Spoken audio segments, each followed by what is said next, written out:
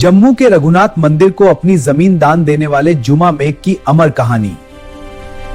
जम्मू की पवित्र धरती, जहां इतिहास केवल राजाओं के नाम से नहीं बल्कि इन्होंने अपनी मिट्टी देकर सभ्यता को मंदिर दिए। यह कथा है जुम्मा मेघ की, एक ऐसा नाम जिसे इतिहास की मोटी किताबों में भले कम जगह मिली, लेकिन जिसकी मिट्टी पर जम्मू का गौरव खड़ा है।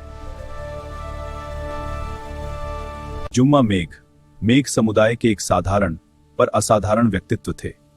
वे जम्मू की उस धरती के स्वामी थे जहां आज भव्य श्री रघुनाथ मंदिर खड़ा है। कहा जाता है उस समय जम्मू की धरती पर मेघों का अधिकार था। वे केवल श्रमिक नहीं थे, वे इस भूमि के मूल स्वामी थे, मेहनतकश भी और धरती पुत्र भी। जुम्मा मेघ का जीवन सादगी से भरा था। वे पशु पालते थे, गाय, भेड़, बकरियां और उनके साथ एक चीते का बच्चा भी। हाँ, एक चीते का बच्चा जिसे जुम्मा मेघ ने अपने स्नेह से पाला था। एक दिन जंगल में एक अद्भुत दृश्य दिखाई दिया। एक गाय और एक चीते का बच्चा एक ही घाट पर एक साथ शांतिपूर्वक पानी पी रहे थे। न कोई भय, न कोई हिंसा, न कोई द्वेष। यह दृश्य केवल प्रकृति का चमत्कार नहीं था, यह एक संकेत था, एक दैवी संदेश। महाराजा गुलाब सिंह ने जब यह दृश्य देखा तो वे ठिठक गए। उन्होंने इसे ईश्वर की इच्छा माना। एक ऐसा स्थान जहां हिंसा भी शांति बन जाए, वह भूमि साधारण नहीं हो सकती। महाराजा ने जुम्मा मेघ से वह भूमि मांगी और जुम्मा मेघ ने बिना हिचक अपनी भूमि धर्म के नाम समर्पित कर दी। यहीं से प्रारंभ हुई जम्मू के प्रसिद्ध श्री रघुनाथ मंदिर की स्थापना।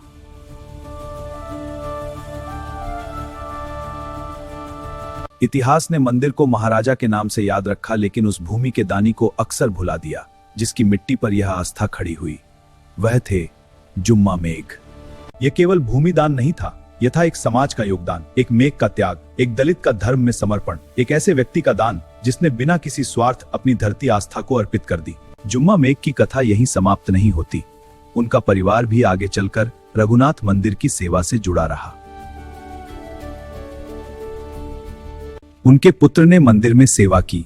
वह स्वयं को धर्मात्मा कहता था और सरल शब्दों में कहता था, केवल राम राम जपने से ही काम चल जाता है। यह वाक्य केवल भक्ति नहीं, बल्कि उस आत्मा का परिचय है जो जाति से नहीं, श्रद्धा से महान होती है। जुम्मा मेघ केवल एक व्यक्ति नहीं थे, वे प्रमाण हैं कि मेघ समाज केवल श्रमदाता नहीं, बल्कि सभ्यता का निर्माता भी रहा है।